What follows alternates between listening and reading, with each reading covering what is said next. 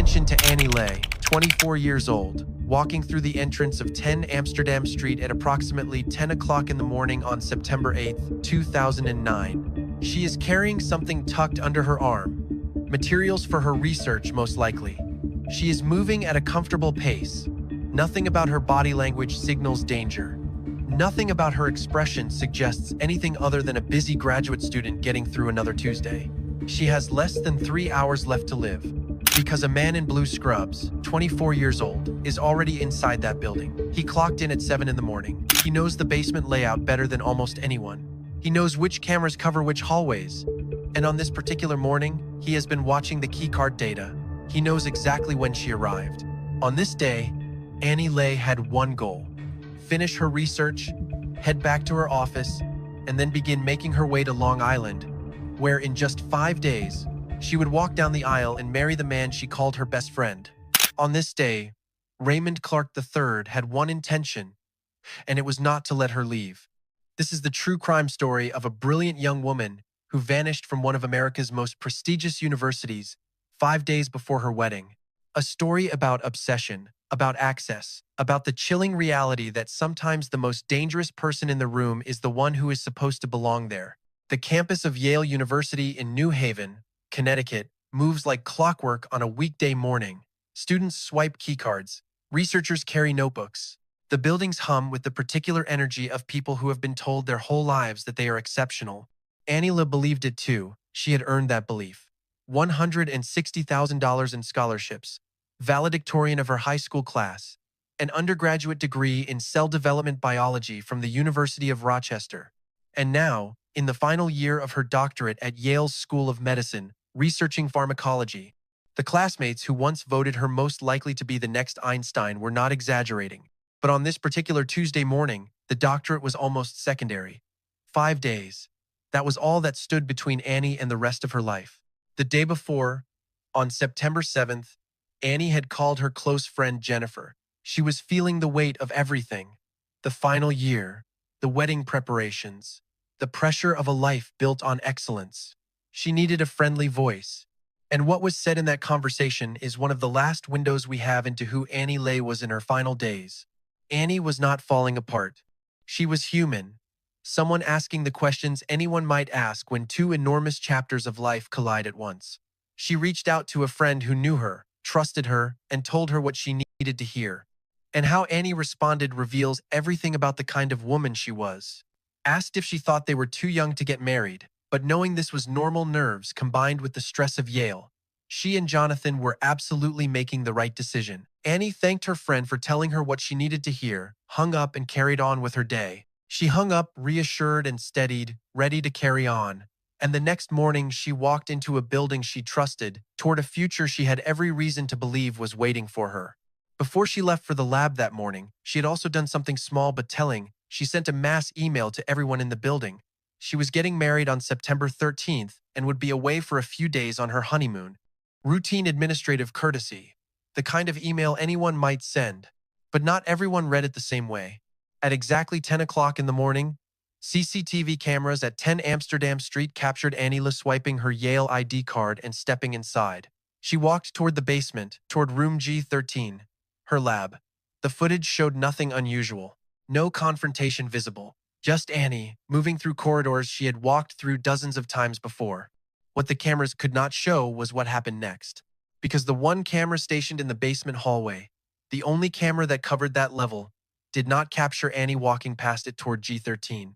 Investigators would later conclude she must have entered through a different route, or that the timing gaps in the footage left a window just wide enough for everything to go wrong. Raymond Clark had clocked in at 7 that morning. By the time Annie arrived, he had already been in the building for 3 hours. His keycard data would later confirm something that made detectives stop cold. Between 10 o'clock in the morning and approximately 3:45 in the afternoon, Ray had swiped in and out of rooms G13 and G22, a total of 55 times. 55. In a single workday, in rooms that, under normal circumstances, required no such pattern of movement. But at 10 o'clock that morning, none of that data had been pulled yet. None of the red flags had been raised. And Annie Lay walked into that basement lab and was never seen alive again. At 12:50 in the afternoon, a fire alarm sounded through the building. Everyone evacuated. Ray Clark walked out with them, but he came back inside at 1:10 p.m. wearing slightly different scrubs. By the time Annie's roommates expected her home that evening, the September sun had already gone down. She had not called. She had not texted. Her plans had been clear: finish up at the lab, head back to the apartment, then begin the journey to Long Island. None of that had happened. By 9 p.m., with no one able to reach her, her roommates contacted the New Haven Police Department and reported her missing. What police found when they went to her office was deeply unsettling. Her wallet, her keys, her purse, her phone, everything was there, except Annie. No signs of a struggle inside the office. No indication of a forced entry. Just her belongings, sitting undisturbed, as though she had simply stepped out for a moment and forgotten to come back. Her phone had registered no activity since she left it in the office that morning. Not a single call, not a single text. Her credit and debit cards had not been used. The only thing missing from her purse was her Yale ID card, the same card that had been used to swipe into the lab building at 10 a.m. Annie's closest friends knew immediately that something was terribly wrong. She was not the kind of person who disappeared. She was not the kind of person who walked home alone in the dark without calling someone first. That was simply not who she was. The people who loved Annie best did not need to wait for evidence to know this was not a runaway situation. They knew her. And everything about what they were seeing, the abandoned phone, the untouched wallet, the silence, told a story that made their blood run cold. One of her closest friends would later speak about this, and her words cut straight to the heart of who Annie was. She was doing weather patterns to make sure the weather would be perfect on her wedding day. She wanted everything to be perfect, everything down to the table, napkins to flowers. Annie was very, very excited about this day. A woman that meticulous, that full of anticipation, does not simply walk away from her own life. And investigators knew it.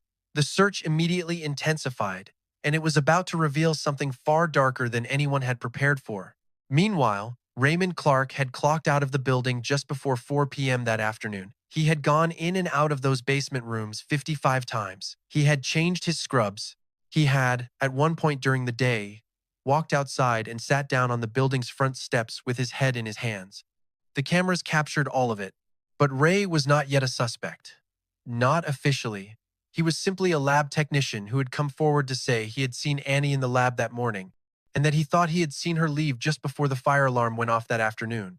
That statement would turn out to be the single biggest mistake Raymond Clark ever made, because investigators had already reviewed the CCTV footage from the building's 70 external cameras.